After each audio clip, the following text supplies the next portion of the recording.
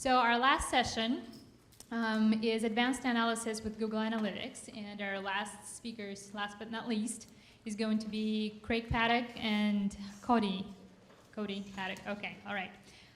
Craig is an authority in the SEO field with multiple Fortune 100 clients, ranging from hotel chains to software developers. Since 1998, Craig has consistently delivered top returns for clients in a never-changing online field. His research-driven approach focuses on dollars for clients as opposed to just rankings. And I'm going to let Craig introduce Cody in just a minute here. All right. Please welcome them. Thank you. Thank you. All right. We've got a lot of content to get through, so I'm going to get started here. The 30-second bio. Our background is primarily in search marketing. We've been running paid search since the day it became available, February 20th, 2002. Pretty much from the beginning. And I hope you guys recognize. Anybody know who I'm drinking with there on the right? Anybody? Larry Page. But that was about 15 years ago. So we both look a little different since that. That was back when Google used to actually throw parties for us because we would buy advertising. But they've grown too big now. So all right. So I've been doing search marketing since 1999. I would say my knowledge has certainly increased since then. Unfortunately, the industry has increased much faster than my knowledge has. So I hope I can answer most of your questions today. I might refer my nephew, Cody, to some of those questions depending on what you guys ask, but we'll try and keep up. I'm also going to apologize.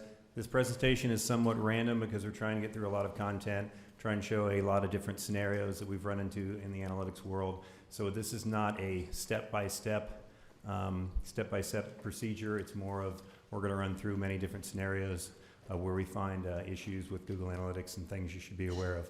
A lot of these situations that we're going to actually share today have literally happened to us in the last month. So many of these case studies are pretty fresh.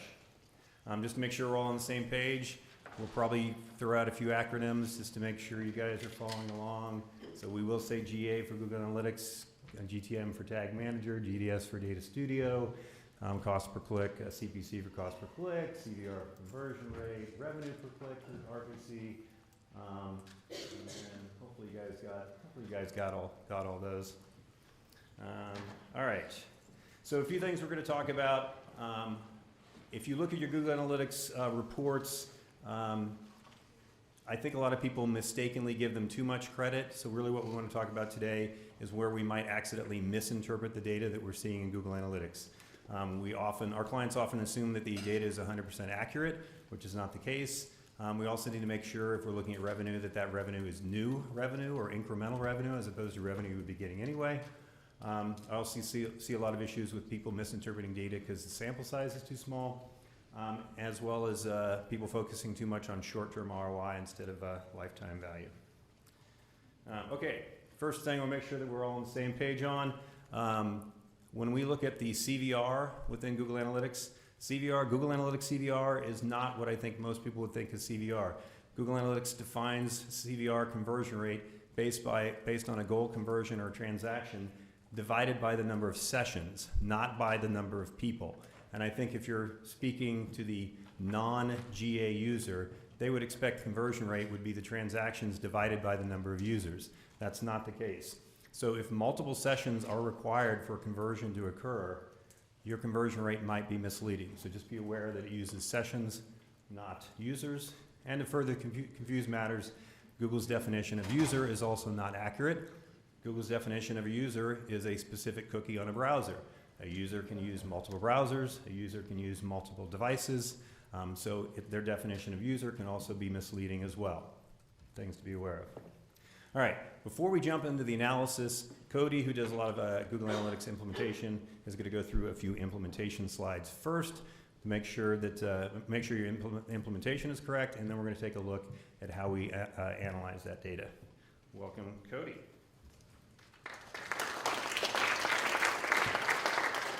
All right, thank you. All right, I know you just got a little teaser from Craig, and we'll get back to that in just a minute.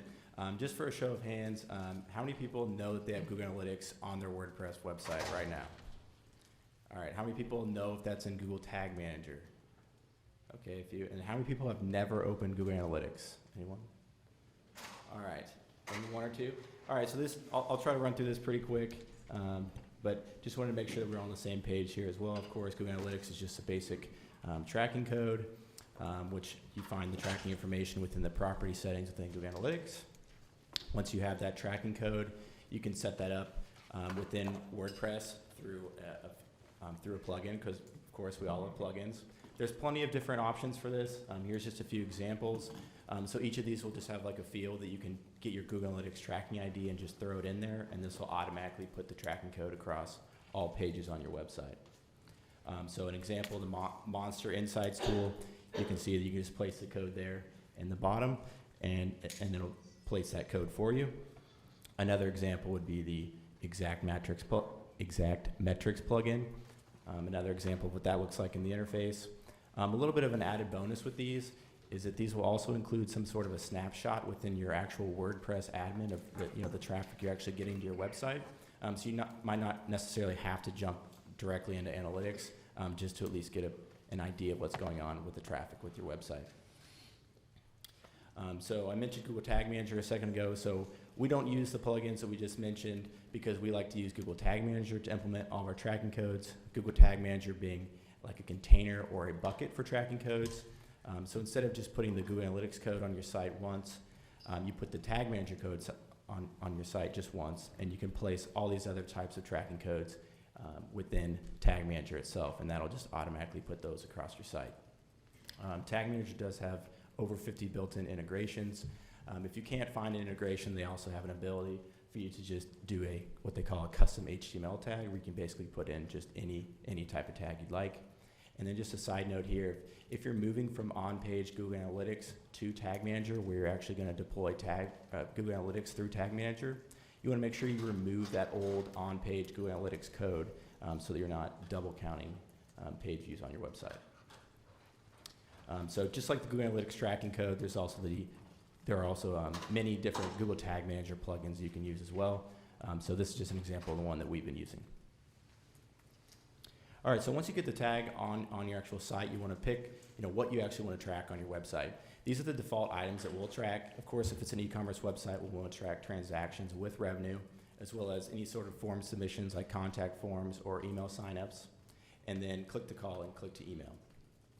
Of course, if your website has other actions that you want to track those as well. So after everything the tags are set up and you've got your events and your goals set up in Google Analytics, then you're probably going to run into some sort of troubleshooting, making sure everything is working. So we have a couple basic tools here that we use to do this. First of all, we've got the Google Tag Assistant, which is a Google Chrome extension.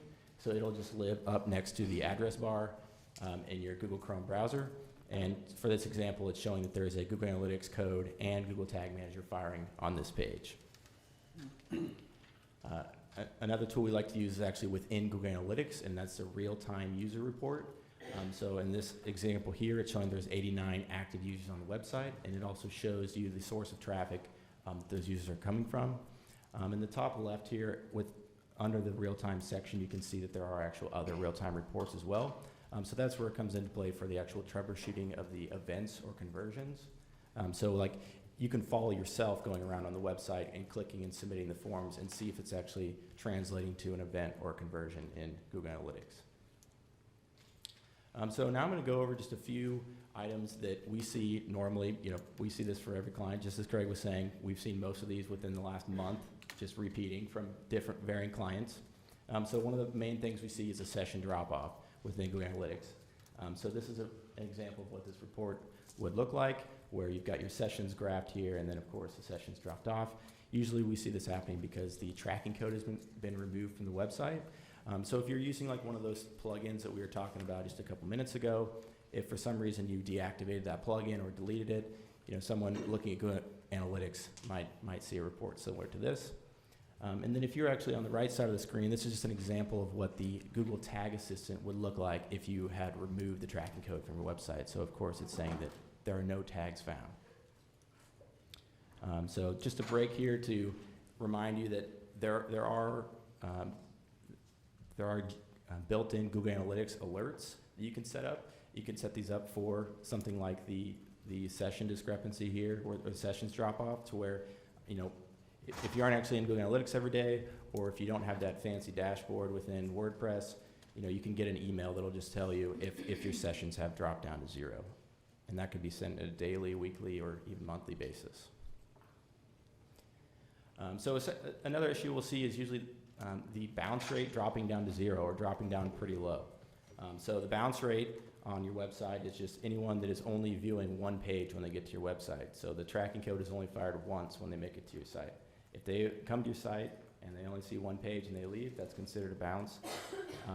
So if you have multiple tracking codes on your website, or if you have extra plugins with extra GA codes, or even extra Google Analytics events firing on your website, these can all contribute to the bounce rate dropping down to 0. So again, another example, the tag assist in here of what that actually looks like in this scenario. And just a warning here, so obviously there's tons and tons of plugins for WordPress, and lots of them will just randomly have the Google Analytics ID as a potential field in their plugin in the admin section. And we just want to just, you know, give you a warning to not just paste that code wherever you see that it needs a code. You know, you only want to put that in one plugin in one place. Otherwise, you'd expect to see issues with Google Analytics. And another example of the real-time GA report showing 2 page views. And this was just me landing on one page of a website. So an example of what that looks like for multiple page views. We'll also see abrupt changes in conversion rate. So in this scenario on the graph here, the conversion rate actually shot up. So obviously this is an issue with the goals in Google Analytics being improperly configured. Or if there's extra events firing, you know, you set the criteria for that goal in Google Analytics. If there's extra events firing when they shouldn't be, they could be contributing to a higher than expected conversion rate.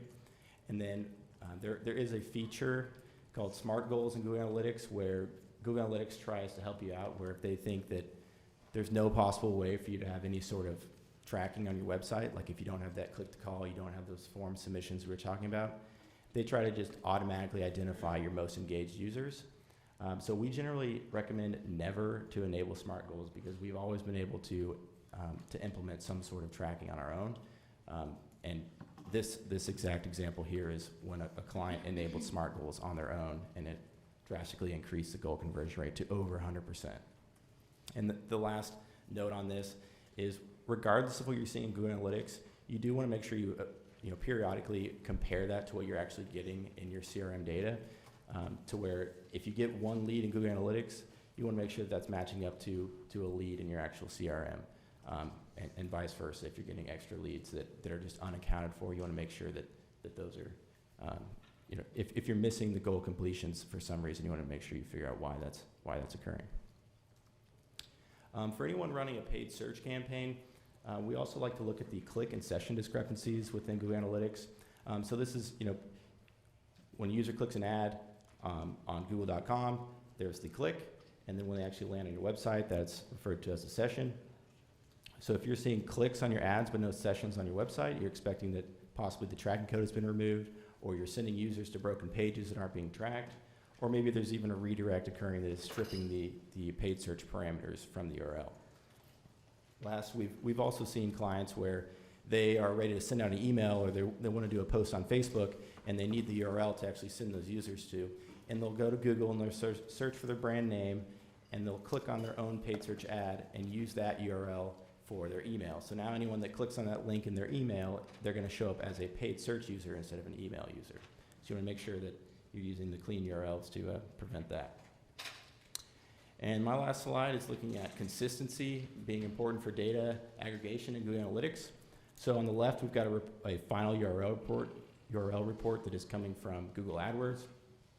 The example is line items 3 and 4. Those are both the home page of the website. Line item 3, we have the trailing slash included in the ad, whereas line item 4, it is missing. So this actually splits up the data on Google Analytics. So you just want to make sure that you're consistent with those. And then a similar example, but with the source medium report, this looks like it's supposed to actually represent 4 line items of source and medium for Facebook, LinkedIn, paid, and organic. But since all the source and mediums were jumbled and flipped around, there's actually 13 line items instead of 4 showing up. All right, so that's just a basic implementation and a few basic troubleshooting tips. So here's Craig to finish up. So common question we get from clients, they're going to advertise on a particular website, and they'll ask us, all right, we're going to run this ad on the site. Should we put some type of tracking code on it? This is a fresh example here. Client put a banner on this particular site. They want to know what to do with it. Just so you know, if you don't put a UTM tracking code on an ad or a banner on a website, and that user comes directly from that banner to your site, it would show up as a referring URL in your GA data. If you add UTM tracking to that UTM tracking is going to override that, and it's going to appear based on whatever you put in your UTM parameters.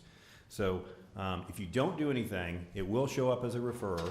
But we do recommend, if you are paying for any type of placement on a website, we do recommend that you add UTM tracking parameters on it. So it shows up as a campaign instead of a referral.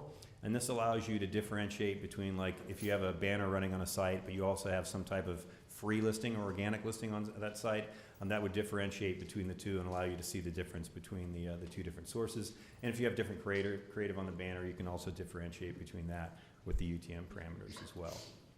All right, so as I mentioned, I think that GA data can be very misleading for many reasons. So I want to run through what some of those reasons are.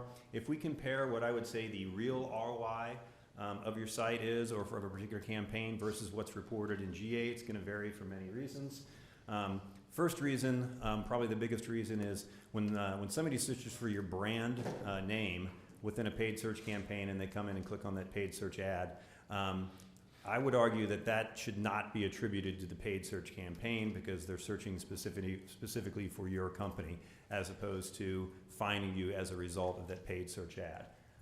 So that can be misleading. We generally try and segment brand terms from generic terms for that reason. Your GA data would often underreport revenue if it can't properly track the original source. So if Google loses the source for various reasons, like we lose the cookie, it's going to show up in a direct bucket instead of the true source. That's fairly common. You may also get phone value that comes in as a result of a particular source, so that's going to underreport as well. We do run some campaigns where well over 50% of the value comes in via phone instead of web. And if we only look at that web revenue, obviously it's going to be very misleading to that campaign. Google defaults generally to last click attribution, more specifically what they call non-direct last click attribution. So there's often some value if the user comes in from a particular source and then they come back from a different source. That original source might not get credit for it. So you want to be aware of the assisted value that you may not be getting credit for. And then, as I mentioned, customer comes in from a particular source, they convert, but then they come back 3 more times and convert as well. You might not be getting credit for that lifetime value from when they come back. And you can't expect the cookie to persist long enough to track a user over several years. They're going to reset their cookies. They're going to switch machines. So just be aware of that. So on the paid search side, when we launch a campaign, certainly we look at the previous campaign, if they were running paid search, to see how it performed, to give us a rough idea of how much revenue the site is generating and how much revenue the paid search campaign is generating. And so we often see that people overbid relative to to how much money they're making. I know this sounds obvious, but you should get a rough idea of how valuable paid search traffic is to determine how much you should bid. This is an actual recommendation from Google Ads. I should ask, how many in here are running Google Ads, or on the site that you're working on is running Google Ads? At least half. So be aware that Google makes recommendations. You should not take their recommendations just because they recommend it. They want you to spend a lot of money. They even have an optimization score, and part of that optimization score is whether you're bidding to be on the first page of Google, which is pretty ridiculous. If in some cases you might bid on the first page of Google and lose money. So I would not call that optimization if you take their advice and lose money. So do not take budget or bid advice from Google, in case that's not clear. So as I talked about, when you do look at key phrase performance from your paid search campaign, we like to exclude the brand terms from that analysis, if you see here, the e-commerce conversion rate from the paid search campaign is at $1.82 up in the top right-hand corner, but that includes brand terms. So you can easily, with a filter, you can exclude that brand, or you can segment those in your paid search campaign so it's in a different campaign. And if we exclude those brand terms, it drops to 0.96. The reason this is important is if you have a key phrase that's converting at 1.1%, you might mistakenly think it's underperforming because it's not matching the average, but it is performing well relative to other non-brand key phrases. So you want to make sure you segment those apart. The goal here is to look for new revenue or incremental revenue. So branded paid search queries, Google also refers to as navigational queries. They're just using Google to find a particular website. And when you add a paid search campaign on top of an organic listing, if you've got the #1 organic listing and you add the paid search, you obviously have to remember that everything that comes from that paid search is not going to be incremental. If that paid search ad wasn't there, a large percentage of that traffic would go to the organic listing anyway. Not 100% of it, but certainly some percentage of that. So you want to be aware of that. So we always segment those brand key phrases as well as remarketing campaigns from our analysis for the same reason. And you want to make sure your paid search campaign is profitable without the aid of those brand key phrases. We often see people making wild claims about how profitable the paid search campaign is, and all the revenue is coming from the brand terms. Waldorf Astoria Hotel in New York opened in 1893. They've worked for quite some time to gain a good reputation as one of the nicest hotels in the United States. You want to make sure, in this case, if somebody searches specifically for that hotel, the paid search agency should not be getting credit for the reputation that they've spent 130 years trying to build, and we see that on a regular basis. Even Expedia has a product where they say they can deliver 11-to-1 average return on your ad spend. So we actually tested this, and it took a little while to figure out why it wasn't successful as we thought. Well, all Expedia was doing was not only were they running an ad normally when somebody was searching for a hotel in a particular market. If the user searched for a specific hotel, the only listing that would come up organically would be that hotel. Well, Expedia would just throw an ad on top of your organic listing. So the user's already searching for that. So this is revenue that you would have gotten anyway. So the reason that was 11-to-1 ROI is because the majority of the spend was on these non-incremental type clicks. So it was pretty misleading. So we stopped doing that. In the case of Expedia, they don't allow you to differentiate between bids separately. So generally speaking, when I see somebody claiming a 10-to-1 return on ad spend from a campaign, it's usually bogus because a large percentage of that revenue is not incremental. It's revenue you would have gotten anyway, or maybe they were tracking it in some misleading manner. If you can grab it. So we try not to take credit for that revenue. As I like to say, if I would have taken credit for all that brand revenue the last 20 years, I would own an island off of Hawaii somewhere. I think that little island right there would be one I would take. So when I look at sources of traffic, I try and differentiate between what I would refer to as acquisition traffic and retention traffic, new customers versus old, and I try and segment the performance between those two and try not to mix them. If you've got an email list of existing customers, the conversion rate for that, performance of that is always going to be really strong. You don't want to compare that to the performance of a new acquisition campaign because you might mistakenly think that this campaign is underperforming if you compare it against that. It's just not a fair comparison. We do see, despite the fact that mobile is growing very quickly, unfortunately it does not perform as well as desktop for almost every client. So generally speaking, on the paid search side, we ramp up bids on desktop because it performs at such a higher rate than mobile. You can do this potentially in other channels. You can do it in Facebook, but it's not nearly as easy because you have to create a new ad. You can't do it directly within the single ad, so it's a little more painful. But what I also find interesting is not only is desktop convert at a higher rate, but the average order value on desktop almost 9 times out of 10 is also significantly higher, as you can see here, 114 versus 87. So for that reason, you want to bid generally more aggressively on desktop. Now you want to check your site to confirm that, but we almost always see that. I think I asked, how many people are running Bing ads? Anybody running Bing? I know we asked about Google ads. We actually see great success from Bing ads, not because Bing necessarily performs better, but because such a higher percentage of Bing traffic comes from desktop. It's almost the opposite of what we see on Google. So we do see good performance from Bing. It's also less competitive. There's not as many advertisers running on Bing. And it's very easy to take your AdWords campaign and just port it over to Bing. You don't have to recreate the campaign, and you can get good performance there. So that's typically what we see there. In the bottom screenshot here, it's actually showing, if you compare Google mobile to Bing mobile, it's not performing any better. Just the overall performance is a result of so much of the Bing traffic coming from desktop. All right, so when you are analyzing the performance of a campaign, whether it's paid search or any particular source, we also look at engagement metrics, which Google does include in most of the default reports. Engagement metrics are what we refer to as bounce rate in pages per session, as well as time on site. And the reason we look at those is in many cases, especially in the paid search world, if you don't have many clicks, it's hard to determine the true conversion rate. But you can look at bounce rate. So if the conversion rate is low and the bounce rate is low, that's a bad sign. You should also remember to look for the intent of a particular key phrase. Google's trying to automate everything. They're trying to get all paid search advertisers to use their automated bidding, which works in some cases, but it can fail in some cases as well, and you need to be aware of that. We promote a lot of hotels. For those hotels, some of them promote weddings. If you have a wedding at a hotel, you're not going to book your wedding online through their booking engine.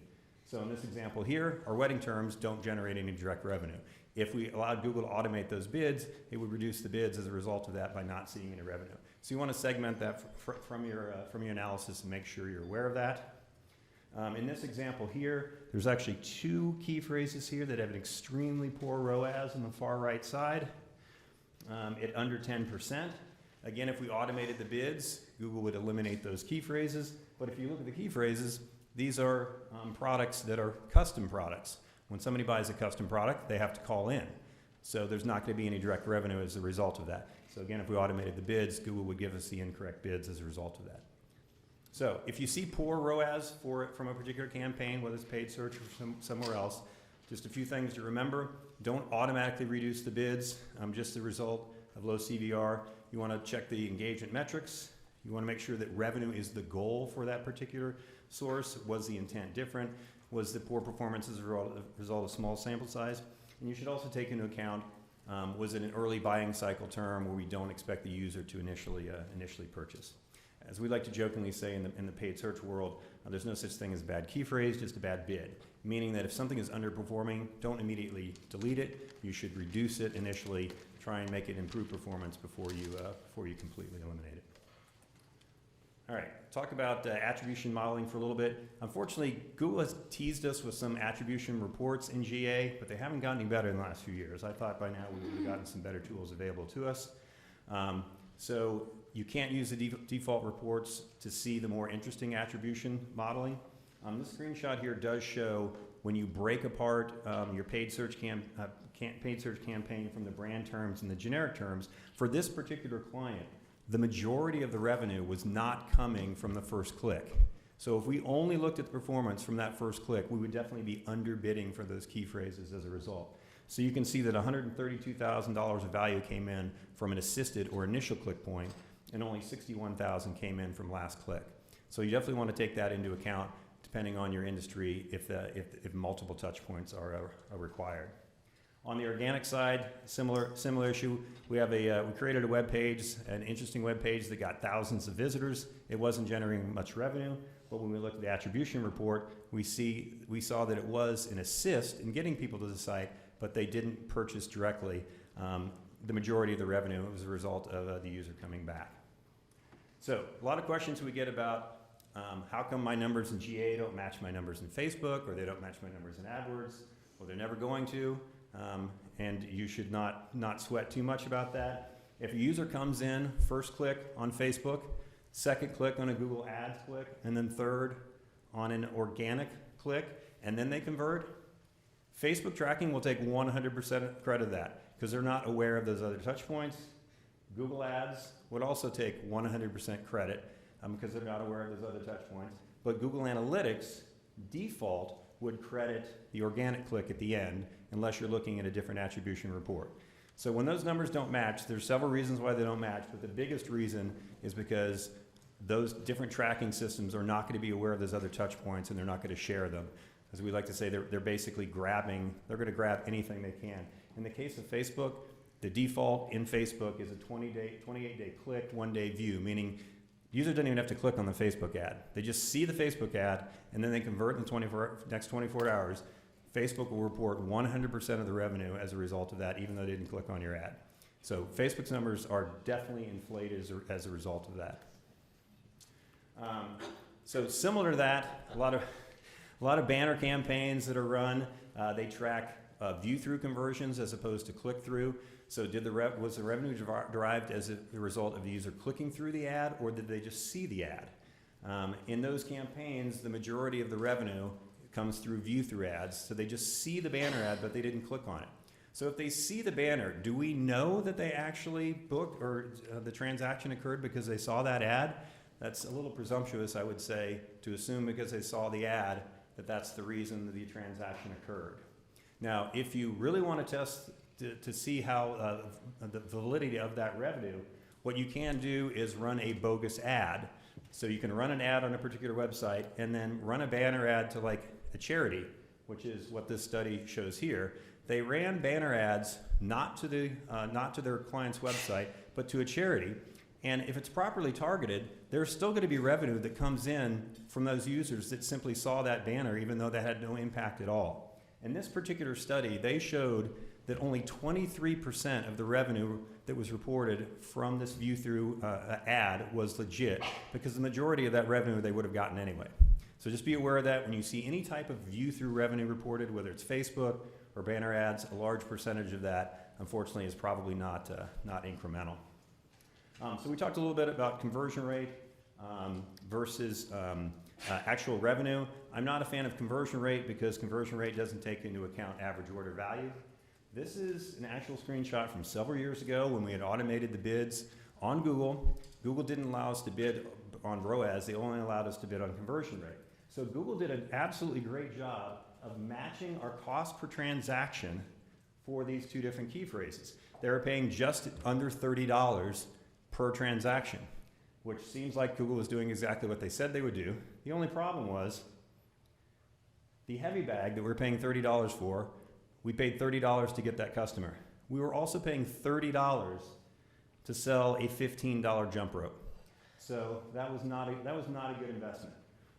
So Google does have ROAS bidding now. ROAS bidding will take into account the actual revenue per click instead of just the conversion rate. So revenue per click is going to be a more accurate metric to analyze the performance of your campaigns are, because it takes into account the average value, not just the conversion rate. This week as well, we had a client tell us their year-over-year data. Email campaigns were significantly underperforming. We looked into this. This year's campaign was not underperforming. The problem was that last year's campaign was overperforming. So whenever you look at month-over-month data or year-over-year data, make sure that the previous data that you're looking at is normal. They had a huge 20th anniversary sale last year, so last year's numbers were crazy high. They didn't take that into account this year, so it appeared as if this year's numbers were overperforming. All right. We run 6 campaigns, and with equal impressions, and these are the conversion rates as a result of these 6 campaigns. So I won't put you guys on the spot, but if you're running these 6 campaigns and you see these results in terms of conversions, what would you do with these campaigns? And if these were key phrases, what would you do to the bids of these campaigns? If one campaign generated 9, one 14, one 6. So I lied. Those were actually not the result of a live campaign. We actually just flipped a bunch of coins 20 times to see what would happen. And if you flip a bunch of coins only 20 times, this is the result of what you get. Now you would think it should be 10 heads and 10 tails. Unfortunately, sometimes it's going to be 9, sometimes it's going to be 6, sometimes it's going to be 14. Now, if we instead flip the coin 400 times, it's almost exactly 50%. So my point being, I see a lot of I see a lot of decisions being made on a low sample of data.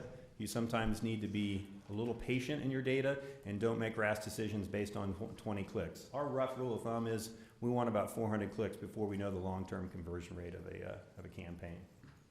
If you're trying to figure out what a best converting key phrase is, you might sort by e-commerce conversion rate. The problem here is some of them are 100%. The clicks are only 1 or 2 clicks, so the sample size is too small. So you might want to add a threshold within the filter to increase the sample size so that you're only seeing key phrases that have a significant sample size. And then you'll see more realistic numbers in terms of what are your best performing key phrases. We get a lot of questions about organic traffic being down, and that's not necessarily the result of you doing something wrong with your website.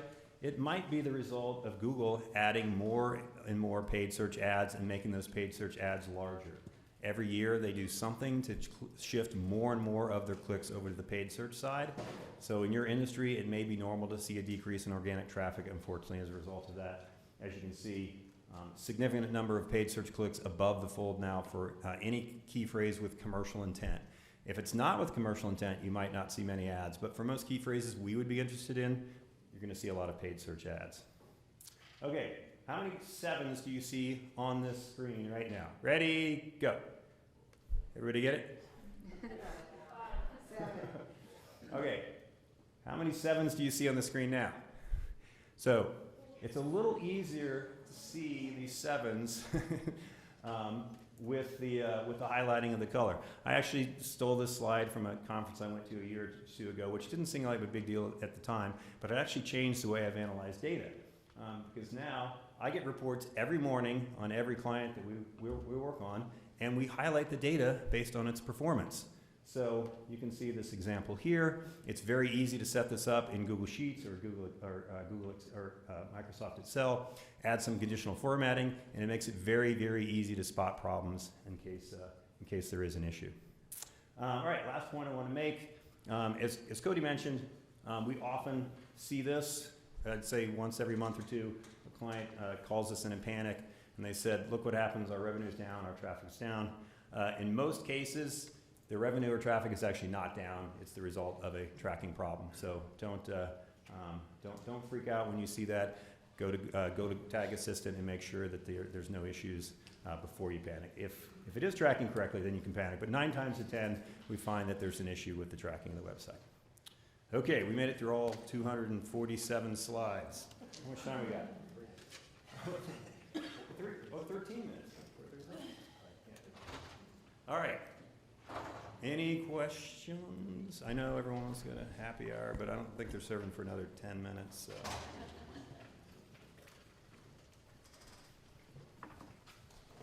Yes, sorry. Didn't see you over there. One of the hardest types of traffic for us to keep track of is email, because sometimes I find it comes in as referral, sometimes it comes in as email. Yep. Is there, like, so clients send out their own emails, and sometimes they don't have control over the UTM parameters in Yep. there. Are there any other sorting features that you found that help you sort out email traffic? Well, do you know what platform they're using to send emails?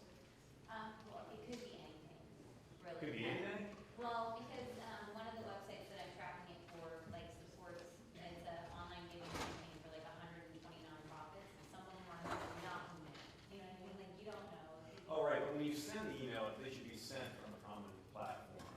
No, some of them are definitely doing it from like Google or Apple. Oh, they're not. They're just sending it from their own personal email. Yeah, but sometimes it'll be MailChimp.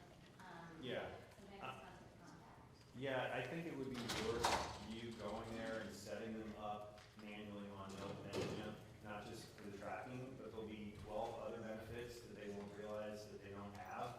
So even though they might fight it, I would insist that they use even something like MailChimp, which I think you can use for 100 people, you can use MailChimp for free, can't you? And it's like 2,000.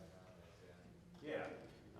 So I'm here to add that, but I would, email's gonna be all over the place in terms of tracking. You've got to get UTM parameters on it. Okay. Nice. Yes. Yes. Anybody else?